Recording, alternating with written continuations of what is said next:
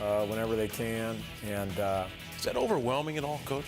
Is there responsibility in that? I mean, there's a lot to that. Yeah. There's no going anywhere without somebody knowing you. So you know, but I mean, it's better to be a part of that than I always say than to be a part of maybe apathy or I think it's great that so many people are interested and appreciate our guys and what they do because they put in so much hard work. You know, it's fun to play for a program with fans who care and are interested. And it's also easier when you're out there recruiting, when there is name identification and player identification and people, you don't have to explain who you are and where you are and what you're all about. But it's been amazing. A lot of factors. I mean, obviously great players and great teams, but also ESPN and the national television exposure and Nike, has really jumped on us and helped us with this process, and it's been a fun ride. Yeah, certainly has. It's the Mark Few Show. When we come back, the Coeur d'Alene Casino Fan Question of the Week. Stay with us. Losses, but I know they're really capable. I know they got Willie Warren and some other great guys on their team. I haven't seen their young guys play, and I heard they're beasts. Rob's gonna have his hands full, that's for sure, down there, because he's really been struggling guarding. I'm just kidding. No, he's a terrible human being. But I think we'll be all right. And welcome back to the Mark Few Show. Time now for our Coeur d'Alene Casino Fan Question of the Week. And Jeff from Liberty Lake writes, Coach, how disruptive are early NBA departures for a program when planning for recruits and scholarships when that's done in years in advance? How can you guard against the negative impact of early player departure on a program? Oh, wow.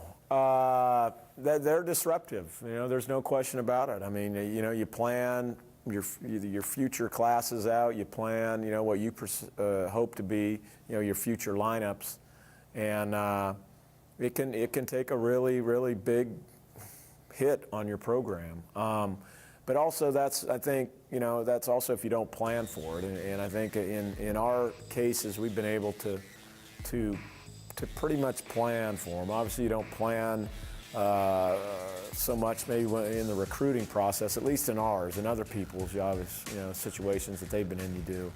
But in ours, our guys really developed into great players and players that the NBA was obviously going to be interested in. So we were kind of able to maybe plan probably a year out that they were probably going to head out. So that helped some, but it's tough. It's tough, but I would always do it again. I mean, you're attracting top talent. You can't not take the kid, right? No, because he could leave early. No, not if he belongs here and he's a good fit for your team and all that. I mean, it's crazy when they go around and say, don't take one and dones or two and dones. I mean, you're always going to take a great player when you get a chance if he fits your team, your school, your community, and all that. And certainly ours have, and we're very proud of ours. I'm really happy for ours. It's something that we wanted them to go ahead and do. And so I think it was a win-win. I mean, they helped us and they helped our teams play great, and we helped them and certainly helped develop them and put them in position to go to the NBA, and now they're representing Gonzaga in the NBA. That's a great thing. All right, Jeff from Liberty Lake, thank you, and keep those questions coming. We'll take our final timeout. We'll be right back. The Ronald McDonald House Charities Classic is a battle between two basketball teams, but the real battle is these kids and families battling cancer. And so that is the essence of what Ronald McDonald House is, a battle, kids battling cancer. Are you one of the... And welcome back to the Mark Few Show.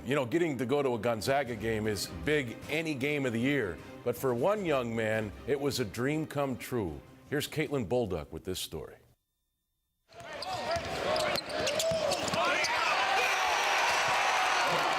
It was a hard-fought battle by the Gonzaga Bulldogs and the Oklahoma Sooners Thursday night.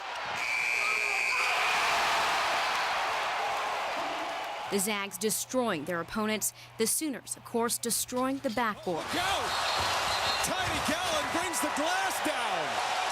Tiny Gallon, 290 pounds. They're checking on him right now to see if there's any glass. But perhaps the bigger battle of the night, the battle to fight off childhood cancer in the 4th annual Ronald McDonald House Charities Classic. And it's a battle that's not yet won. I'm 11 years old and I have leukemia cancer. 11-year-old Giovanni Cano is one of so many kids struggling with cancer. His mom and 3 brothers from Libby, Montana stay in the Ronald McDonald House here in Spokane while Giovanni gets treatment. I don't even know how I do it. I was pregnant when he was diagnosed, and it was really, really tough those days, you know. Giovanni's love for life and love for basketball is what pulls him through this unbelievably hard time. I got really good ball handling skills, and yeah, I can shoot too. His dream to someday play professional ball.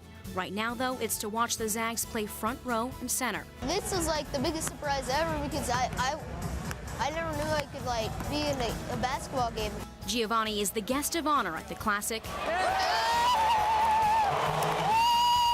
He watches on from the sidelines, just taking in the moment, cheering on his idol Stephen Gray and smiling. It's an escape from his tireless fight with cancer, a chance to be a kid. These kids like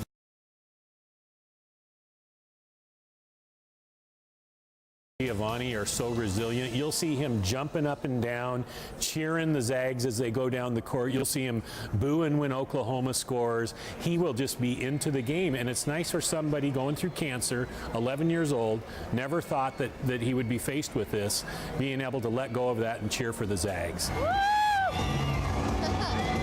While Giovanni admires every step the players take, the players say they admire him and his strength to push through the pain. Giovanni just lit up, and so did the former players. I mean, Matt and Richard and Casey and Mike, they just, touched that kid's heart, and they knew that they did. It was nice.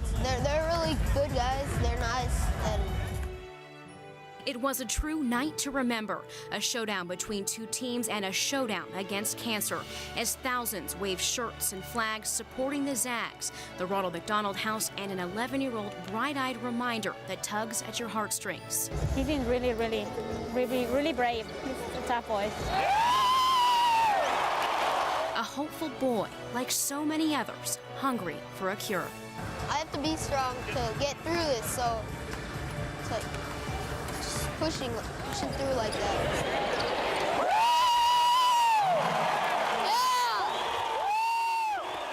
Okay, Coach, I would imagine that one of the fringe benefits of this job are the fact that you guys have the potential to impact so many of these young people that are suffering at times. Yeah, what's crazy is they impact us. I really think that they impact us and my team in a far greater way. It seems, I feel that then maybe we affect them. I know we love doing it. I wish we could do thousands of them, but with the time constraints with school and travel and everything, it's not possible. But there's no question that what we get out of it just with perspective and feelings and growth as young men, seeing the whole big picture that's out there is, just phenomenal. And your heart goes out to each and every one of these kids that we meet, whether it's in the Ronald McDonald House or whether it's through Coaches versus Cancer or even at the Boys and Girls Club or even older guys down at the Mission. These are great things, great impact that our guys have. It's the Mark Few Show, and I lied. This is our final timeout. We'll be right back.